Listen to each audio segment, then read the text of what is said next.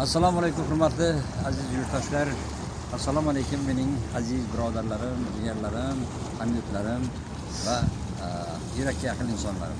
Mana bugun biz Turkiya poytaxti Istanbuldamiz va mana ko'rib turganingizdek Qora dengiz bo'ylarida mavjlanib turgan mana dengizni tomosha qilyapmiz.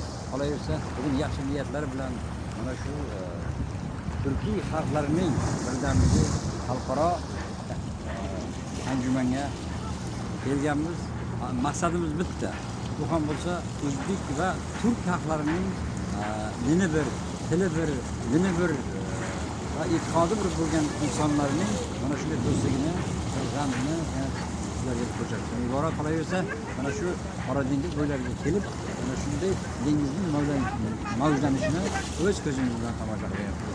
Albatta, so'zimning oxirida sizlarga ham mana shunday istaklarni bildirib qolaman. Sizlar ham kelingizlar, mana shu tabiatning inom etgan go'zalligidan, tabiatning bizga bergan mana shu shuhurdan bahramand bo'lib, mana shu dam olib ketingizlar. Katta rahmat, salom alaykum.